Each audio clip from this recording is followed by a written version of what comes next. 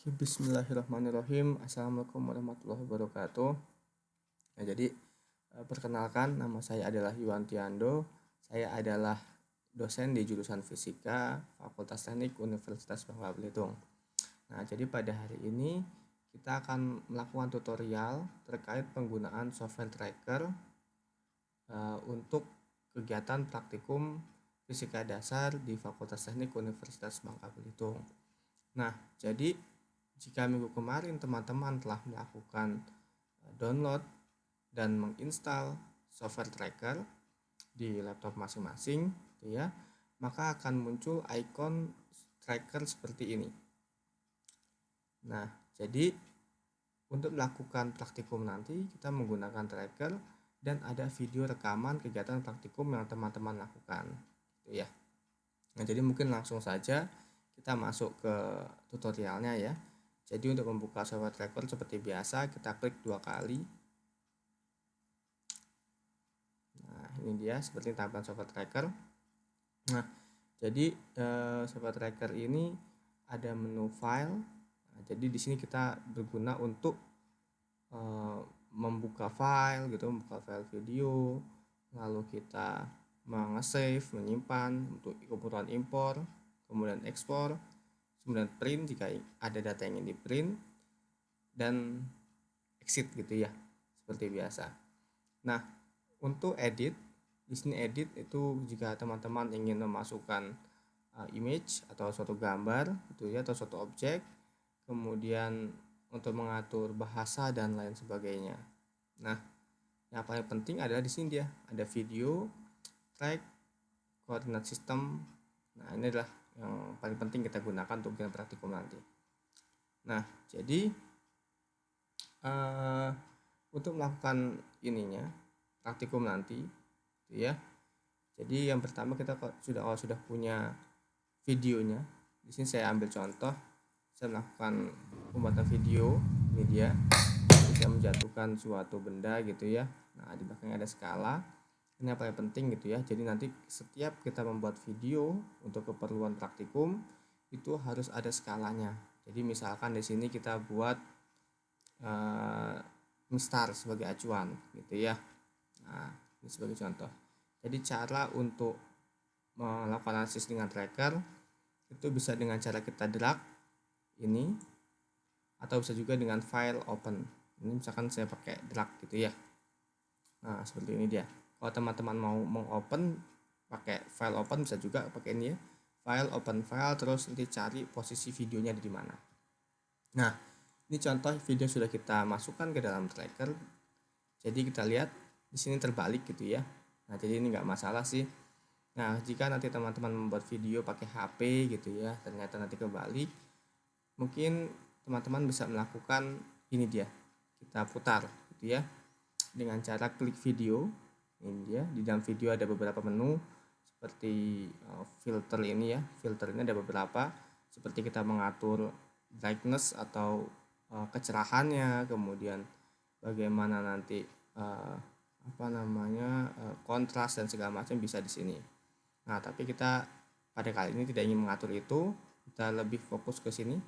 Kita atur untuk merotasikan supaya dia berputar ya. Nah, dia kita klik rotasi, kemudian kita klik ini. Itu ya, min 90 derajat. Tapi ini cocokkan aja dengan HP teman-teman gitu ya, mana yang cocok. Nah, jika sudah tegak seperti ini, maka kita close. Nah, ini dia. Seperti saya sampaikan tadi, syarat utama supaya video bisa dianalisis dengan tracker itu harus ada suatu acuan untuk skala. Di sini saya menggantung mistar. Ini dia ya, mistar dengan panjang 50 cm. Nah, teman-teman misalkan kalau nggak punya mistar, mungkin bisa pakai objek lain yang udah diketahui panjangnya gitu ya, misalkan kertas A4 dan sebagainya. Dan nggak harus mistarnya digantung sih ya, tapi kalau misalkan teman-teman misalkan dindingnya mau dicoret-coret juga silahkan. Yang jelas itu harus ada acuan gitu ya. Oke. Nah, hal pertama yang harus dilakukan dengan tracker adalah kita mengatur skala dulu gitu ya. Jadi mengatur skala bisa kita lakukan dengan menu yang ini. Kita bisa cek di sini ya. Nah, ini dia. Ini kita klik aja. Nah, di sini ada beberapa jenis cara membuat skala gitu ya. Tapi cara paling mudah saya pikir gunakan aja yang ini, yang calibration tape. Nah, cara menggunakannya adalah kita tekan shift di keyboard ya, tekan shift, terus kita klik di salah satu ujung acuan. Oke, kemudian kita klik lagi di salah satu ujung acuan yang lain di sini. Nah, jika sudah, kita atur sekali di sini. Nah, kita tahu tadi ini ukurannya adalah 50 cm, tapi 0,5 meter. Oke. Nah, jika sudah kita gunakan juga suatu ininya, origin atau pusat koordinatnya kita tentukan seperti ini. Nah, kan kita analisis mau di sini objek ini ya, maka kita buat objek ini terletak di titik 0,0 atau di origin yang ini, ya. Nah, sebenarnya nih kalau misalkan gambar teman-teman misalkan miring ketika merekamnya gitu ya, bisa jatuh juga kemiringannya dengan cara mengatur ini dia sudut dari horizontal ini bisa diatur-atur nih. Sebagai contoh nih, saya kalau atur misalkan 10 derajat seperti ini, maka seperti ini gambar jadi miring gitu ya, koordinatnya, sumbu koordinatnya. Nah, tapi kalau misalkan gambar sudah oke, dirasa sudah oke, ya nggak perlu gitu ya. Tapi kalau misalkan ada gambar yang miring, silahkan aja atur ada di sini ya. Misalkan saya buat 1 derajat yang miring ya, tapi saya pikir gambar ini sudah cukup oke, video sudah cukup oke, maka saya buat ini. Nah, ini sangat penting gitu ya, jika video teman-teman ngambil videonya tuh miring, maka silakan atur aja di sini, nggak usah ambil video berkali-kali gitu ya. Nah, jika kita sudah punya kalibrasi, sudah punya titik pusat koordinat, maka yang kita lakukan selanjutnya adalah kita cek video kita di mana objek ini mau kita analisis. Nah, sebagai contoh di sini, lihat sini kan nggak langsung bergerak ya, nggak langsung jatuh objeknya. Nah, di sekitar ini kita jatuh, berarti kita coba atur aja di sini. Nah, ini yang tombol hitam di bawah kita drag, cek di sini ini ya. Nah, jadi pastikan tombol hitam ini yang ada tanda segitiga hitam di bawah ini merupakan awal mula video akan dianalisis. Kemudian yang satunya ini sebagai tanda kapan video akan berakhir untuk dianalisis. Nah, sebagai contoh di sini saya akan hentikan analisis jika video ada di sini ya. Oke. Ya, dari rentang yang ujung satu sini segitiga ini sampai ujung segitiga sebelah sini. Kalau kita play, kita akan lihat ya. Oke. Nah, jika hal ini sudah dilakukan, maka tahap selanjutnya cukup mudah saya pikir ya. Jadi tinggal kita klik ini jika sudah ya, track, pilih ini dia, ada di bagian sini ada beberapa metode sebenarnya untuk mengecek objek, tapi pilih yang paling mudah adalah saya pikir pakai point mesh. Nah, jadi kita analisis objek ini posisinya di tiap waktunya ada di mana ya. Nah, jadi cara untuk mendeteksinya itu bisa dua jenis gitu ya, bisa pakai shift terus diklik ini untuk jika manual, atau jika teman-teman ingin meng-search secara otomatis gunakan Ctrl plus shift secara bersamaan. Nah, ini contohnya saya gunakan seperti ini. Jadi bedanya lihat ya, jika shift aja maka lambangnya kotak, ini menandakan bahwa kita akan menganalisis posisi benda setiap detik atau setiap waktu itu secara manual. Nah, tapi kalau kita gunakan Ctrl plus Shift, maka kita cukup klik objek yang mana gitu ya. Yang hitam ini misalkan saya pilih bagian topinya hitam. Nah, nanti komputer akan mencari atau men-trackingnya secara otomatis ya. Nah, saya ambil contoh misalkan yang otomatis aja biar gampang ya. Jadi kita tekan Ctrl terus Shift di sini. Nah, ini dia. Nah, jika sudah, maka kita tinggalin aja nih, analisis search aja. Nah, oke. Nah, ini selesai. Ya, jadi kita dapatkan sekitar 60, ada frame 67, lalu ada seperti ini, gitu ya. Nah, jadi ini otomatis gitu ya. Nah, ini jika teman-teman ingin mengatur yang lebih advance gitu ya, misalkan template seperti apa, match seperti apa, objek bentuknya maksudnya ya, itu bisa diatur di sini tentang bagaimana rate evolusinya dan sebagainya. Tapi ini jika teman-teman sudah advance gitu ya. Tapi kalau misalkan masih tahap dasar, karena untuk kebutuhan praktikum di awal aja, kayaknya nggak perlu dulu. Nah, jika sudah, kita cek di belakang. Di belakangnya ada grafik. Nah, ini dia. Nah, oke, ini kalau sudah kita close aja ya. Jadi kita close. Kita lihat di sini objek yang kita analisis kan yang ini jatuh ke bawah gitu ya. Maka otomatis dia sumbunya sumbu Y. Cara mengatur ini supaya jadi sumbu Y, kita klik aja di sini. Nah, ini dia.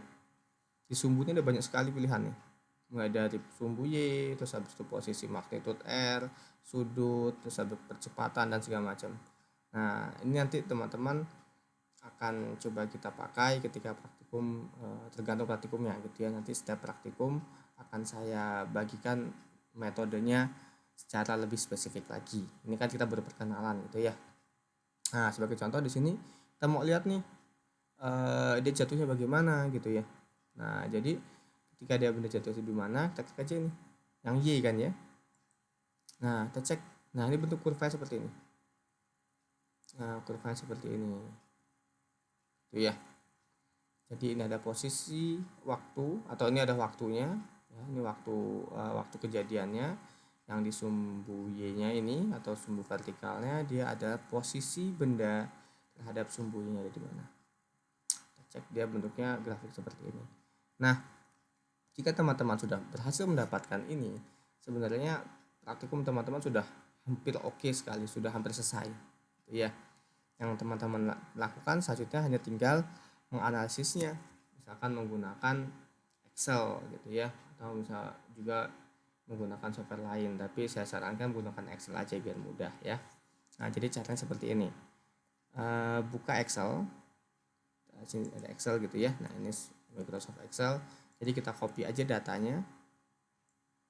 Sebagai contoh kita untuk praktikum GJB ya, tapi nanti akan saya buatkan lagi video yang lebih rinci. Kita kopikan data ini, kita blok gitu ya. Kita blok, terus kita Ctrl C, kemudian kita kopikan di sini. Oke, asal aja ya. Nah, kita cek di sini.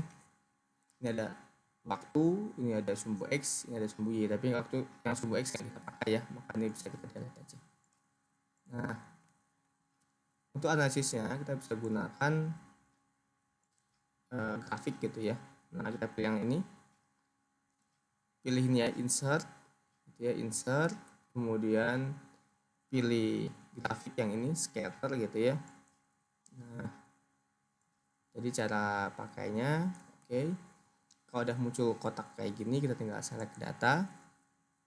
Oke, kita ini pilih add ya. Terus namanya kita bisa mungkin namai tes praktikum gitu ya. Nah, sumbu X nya itu adalah yang T,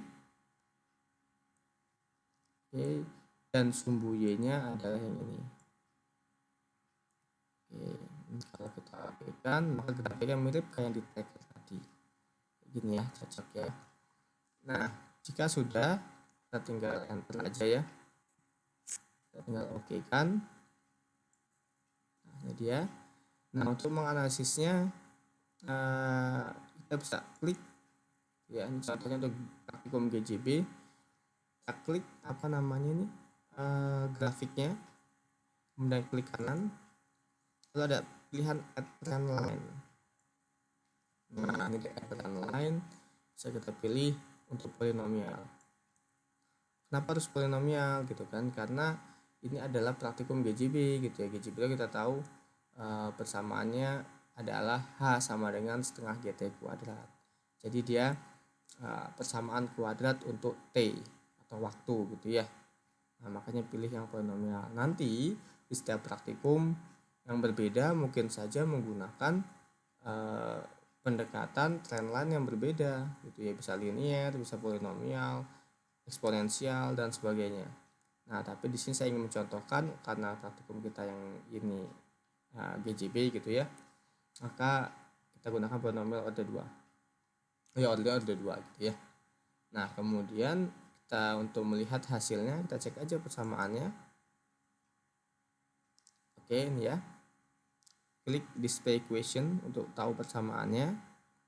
Kemudian untuk melihat kesesuaiannya bisa klik ini R square-nya. Jika R square sudah sekitar 0,9 ini sudah sangat oke sekali. Cek sini ya. Ini sudah sangat oke untuk praktikum fisika dasar gitu ya. Nah, di sini kita lihat persamaannya, cara menganalisisnya kita sesuaikan dengan bentuk persamaan dari praktikum kita gitu ya. Di sini kan tadi kita asumsikan GJB gitu ya, tapi ternyata bukan GJB murni karena mungkin saja kita analisis videonya tadi benarnya udah jatuh duluan gitu ya. Jadi sebelum titik 0 tuh udah jatuh duluan. Nah, jadi di sini tapi secara umum ini adalah contoh dari bentuk persamaan gerak vertikal ke bawah yang dipengaruhi oleh suatu gravitasi atau percepatan gravitasi. Kita tahu kan kayak gini persamaannya ya. H itu sama dengan posisi awal gitu ya. Posisi awal atau H0 dikurang dengan V awal dikalikan T terus dikurang dengan setengah G dikali T kuadrat. Nah, ini dia cara persamaan seperti ini ya. Nah, ini ada posisi awal gitu kan, kemudian ini adalah kecepatan awal dia jatuh. Jadi di sini bisa terlihat karena jangan 0 berarti dia sebenarnya bukan GJB, tapi mungkin saja tadi analisisnya udah posisi udah jatuh gitu ya. Nah, kemudian yang ini adalah suku untuk mencari percepatan gravitasi. Nah, kita lihat di sini, tapi kalau kita cek nilai H awal sama V awal itu sangat kecil gitu ya, jadi relatif tidak begitu signifikan. Nah, yang penting ada di sini, kita mau mencari siapakah G ya. Cari siapa G itu bisa menggunakan ini. Kita cek persamaannya setengah GT kuadrat. Di sini minus 4,659 X kuadrat. Si X adalah si T. X kuadrat ini T kuadrat. Berarti G bisa kita cari. Berarti kalau kita tuliskan 4,659 itu sebenarnya ada sama dengan setengah G. Jadi siapakah G? Nah, berarti bisa kita cari bahwa G sebenarnya sama dengan 2 kali dari 4,659. Oke, yaitu kita dapatkan pada praktikum ini adalah 9,318 meter per kuadrat.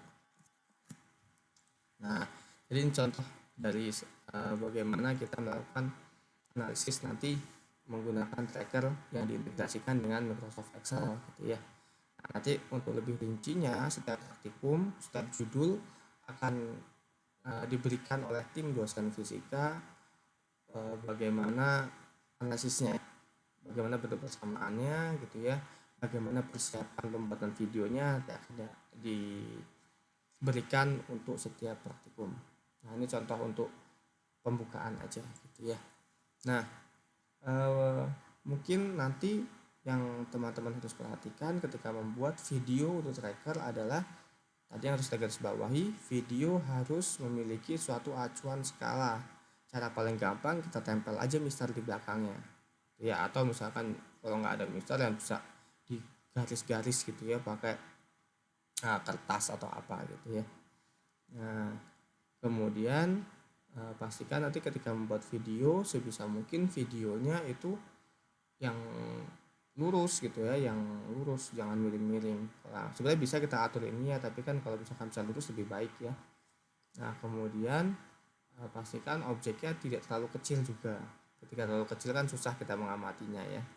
Dan warnanya kalau bisa itu kontras dengan dinding yang mau kita gunakan di video. Misalkan kalau dindingnya sini putih, mungkin kita bisa gunakan objek lain selain warna putih atau warna terang. Jangan juga gunakan misalkan ini putih, pilihnya objek warna putih juga nggak kelihatan, tidak ke tracking ya. Nah, sebagai contoh di sini pada video ini saya gunakan objek berwarna hitam ya, topinya ini. Nah, kemudian nanti mungkin masalah juga yang sering muncul ketika menganalisis adalah mungkin ketika software tracker tadi menganalisis secara otomatis ternyata tidak terdeteksi dengan baik gitu ya. Nah, jika tidak terdeteksi dengan baik, maka mungkin teman-teman bisa mengulanginya lagi. Jika macet, silakan search lagi di tadi. Kan ada tombol search tadi ya.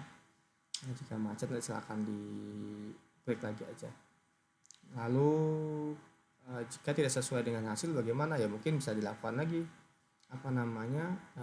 pengambil video lagi atau dilakukan analisis lagi sampai kira-kira hasil yang dirasa sudah cukup baik gitu ya. Karena mungkin saja kesalahan-kesalahan sedikit seperti misalkan di sini kita mengatur kalibrasi ukuran ini ya, acuan skala, itu mungkin saja berdampak besar pada hasil analisis nanti itu ya.